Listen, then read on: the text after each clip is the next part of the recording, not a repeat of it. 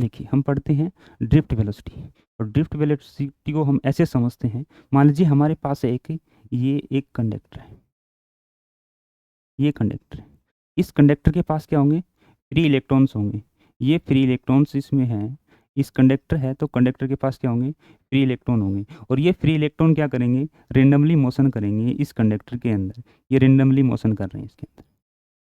अब इसके पास जो वेलोसिटी है, अगर हम इसकी ओवरऑल वेलोसिटी देखें इन सब इलेक्ट्रॉन की, तो ये जो एवरेज वेलोसिटी है इसकी, वो क्या आएगी अपने पास, u1 प्लस u2, ऐसे बहुत सारे इलेक्ट्रॉन हैं, यानी un इलेक्ट्रॉन है अपॉन में n।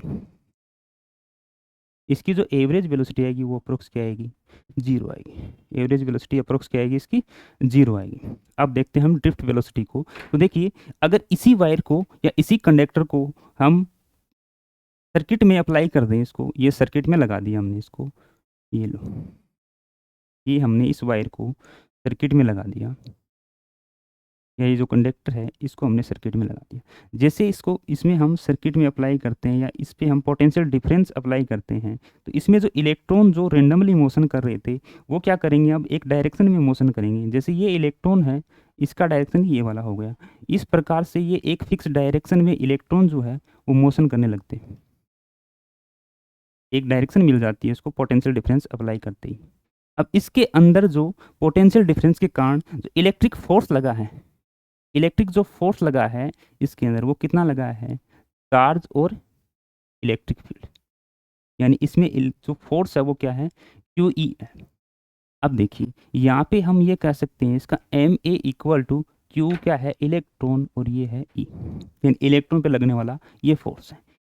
ए यानी एक्सेलेरेशन कितना हो जाएगा एक इलेक्ट्रॉन का, ई बाई एम, ये अपने पास आ गया है कि इलेक्ट्रॉन का एक्सेलरेशन। अब देखिए इलेक्ट्रॉन का जो एक्सेलरेशन है वो कैसा है, कांस्टेंट, कांस्टेंट है कि वेरिएबल, तो हम देख पा रहे हैं, तो ये है एक कांस्टेंट एक्सेलरेशन। और जब कांस्टेंट एक्सेलरेशन होता है तो हम इक्वेशन ऑफ मोशन अप्लाई कर सकते हैं, इक्वेशन ऑफ मोशन अप्लाई कर सकते हैं। अब देखिए जो ड्रिफ्ट वेलोसिटी है, ड्रिफ्ट वेलोसिटी है, उसके लिए यदि मैं बात करूं, जब इसमें ये कंडक्टर सर्किट में अप्लाई कर दिया, तो अब जो इलेक्ट्रॉन के पास वेलोसिटी होगी वो अलग होगी, या फिर मैं बोल सकता हूँ इसको इनिशियल वेलोसिटी माने तो इसके पास कोई फाइनल वेलोसिटी, पहले वाले जो रैंडम वेलोसिटी थी उससे अलग कोई वेलोसिटी इसके पास आएगी।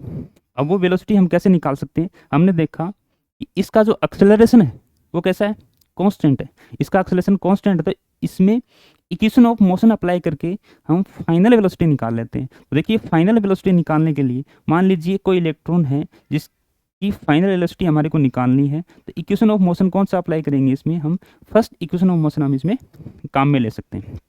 अब देखिए फर्स्ट इक्वेशन ऑफ मोशन से हम लिखें, मान लीजिए पहला कोई इलेक्ट्रॉन है, उसकी वेलोसिटी v1 है, जिसको हम लिख सकते हैं u1 प्लस ए t1, यानी एक पहला इलेक्ट्रॉन है, उसको चलने के लिए टाइम लग रहा है t1, उस पाथ को कवर करने के लिए जो टाइम है वो है t1, यानी जो पाथ कवर करने में वो टाइम ले रहा है वो है t1 ए t1।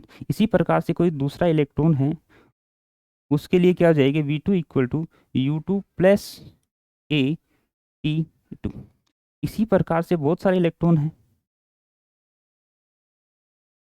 इसी प्रकार से हमारे पास बहुत सारे इलेक्ट्रॉन हैं, उसके लिए बोल सकते हैं V N equal to U N plus A T N. अगर इन वेलोसिटी का भी हम एवरेज निकाल दें तो उसको बोलते हैं हम ड्रिफ्ट वेलोसिटी। अब इसमें भी किस इलेक्ट्रॉन की हम बात करें वेलोसिटी में, तो इनका भी क्या करते हैं हम एवरेज निकाल लेते हैं। जो हमारे पास ड्रिफ्ट वेलोसिटी आती है, वेलोसिटी वी डी, उसको हम इक्वल कर सकते हैं वेलोसिटी ऑफ एवरेज, यानी वेलोसिटी का जो एवरेज है उसके इक्वल हम क्या मान सकते हैं इसको, ड्रिफ्ट वेलोसिटी को। या फिर मैं कहूँ कि जो ड्रिफ्ट वेलोसिटी होती है वो इनकी जो वेलोसिटी है उसका एवरेज होती है। अब इसके लिए लिख सकते हैं हम drift velocity equal to v1 plus v2 plus v3, और इसको हम लिख सकते हैं वी एन बाई एन। ये हमारे पास आ गई इसकी एवरेज।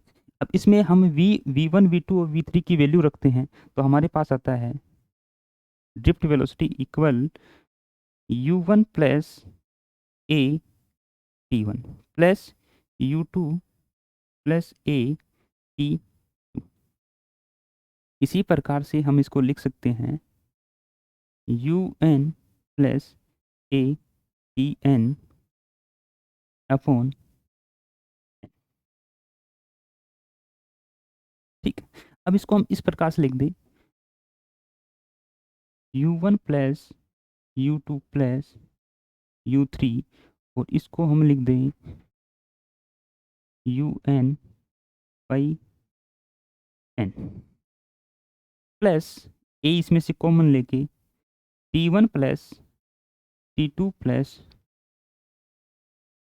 tn by n।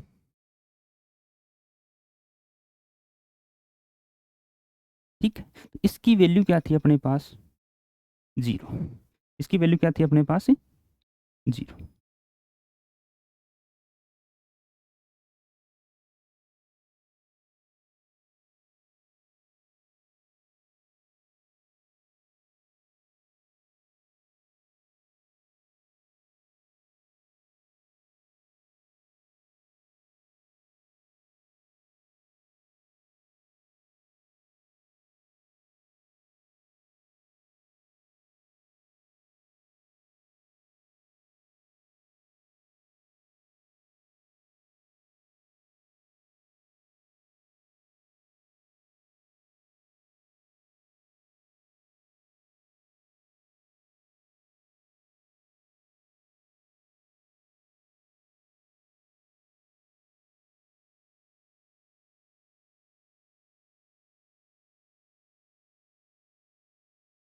आगे देखिए, इसकी वेलोसिटी हमारे पास value I drift velocity V D equal to u1 plus u2 plus ये आई थी हमारे पास un बाई n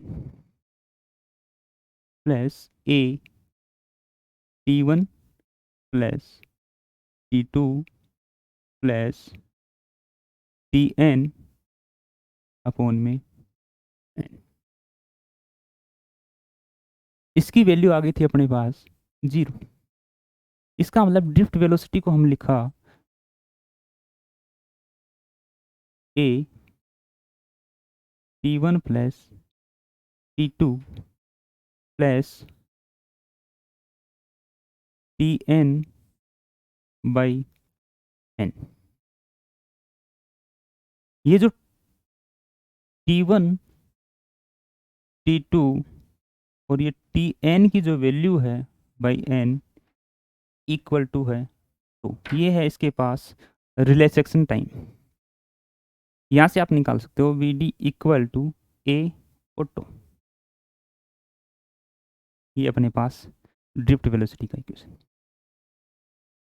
इसमें यदि हम ए की वैल्यू पीछे हमने लिखी थी ए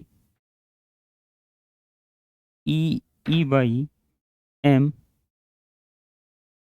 ये वाली वैल्यू यहाँ पे पुट करते हैं। ये वाली value A equal to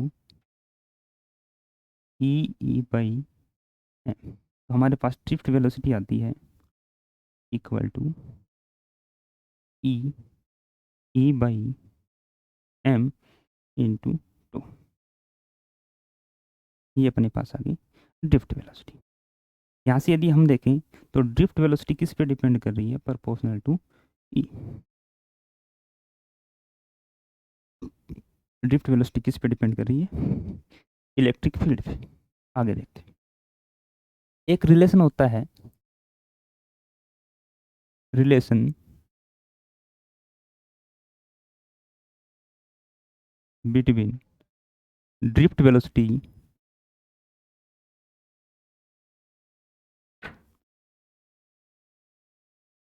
and current के बीच में। वो थोड़ा सा हम समझते हैं। देखो, रिलेशन जो है ड्रिफ्ट वेलोसिटी, यानी हम ये कह सकते हैं ड्रिफ्ट वेलोसिटी वी डी और करंट के बीच में रिलेशन, वो क्या होता है वो देखते हैं। देखिए इसको भी हम समझते हैं। मान लीजिए हमारे पास एक वायर है, यानी एक कंडक्टर है अपने पास, उसकी लेंथ जो है वो एल है, और उसका क्रॉस सेक्शन जो एरिया है वो हमने मान लिया ए है। ठीक, अब ये हमारे पास एक कंडक्टर है, तो इसकी पर यूनिट लेंथ में, या पर यूनिट वॉल्यूम बोल दूँ, पर यूनिट वॉल्यूम में हमारे पास नंबर ऑफ इलेक्ट्रॉन्स है, यानी एन ई है, नंबर ऑफ इलेक्ट्रॉन्स है, बहुत सारे इलेक्ट्रॉन इसमें हैं। अब इसके टोटल वॉल्यूम में यदि हम देखें, टोटल वॉल्यूम में यदि हम इलेक्ट्रॉन बोले, या फिर मैं बोलूँ कि इसमें ये पर यूनिट वॉल्यूम में जो चार्ज है वो नंबर ऑफ इलेक्ट्रॉन्स यानी एन ई है। और यदि हम टोटल वॉल्यूम में देखें तो जो चार्ज है वो अपने पास आ जाएगा वी एन ई, क्योंकि पर यूनिट वॉल्यूम में हमारे पास है एन ई, तो टोटल वॉल्यूम में क्या आ जाएगा वी एन ई। इसका जो वॉल्यूम है उसको हम लिख सकते हैं एरिया मल्टीप्लाई लेंथ। ये जो वायर है इसके वॉल्यूम को हम लिख सकते हैं एरिया मल्टीप्लाई लेंथ। अप्लाई करते हैं, यानी यहाँ पे जो टोटल चार्ज अपने पास आएगा वो क्या आएगा ए एल एन ई। हमें पता है कि जो करंट जो होता है इलेक्ट्रिक करंट, वो क्या होता है I equal to Q by, I equal to Q की वैल्यू जो है वो हम लिखते हैं आई इक्वल टू क्यू की वैल्यू जो हमने निकाली है अभी, क्या निकाली थी A L N E by A L N E by, यहाँ से मैं इसको ऐसे लिख दूँ I equal to N E A L by, तो लेंथ अपॉन टाइम यानी एल बाई टी को हम लिख सकते हैं ड्रिफ्ट वेलोसिटी, वो लिख देते हैं I equal to N E A V और डी। ये हो गया अपने पास ड्रिफ्ट वेलोसिटी और करंट का relation. N E A V D upon, sorry sorry, I equal to N E A V D, ये अपने पास रिलेशन आ गया किसमें, रिलेशन आ गया किसमें अपने पास करंट और ड्रिफ्ट वेलोसिटी में, करंट और ड्रिफ्ट वेलोसिटी में। अब देखिए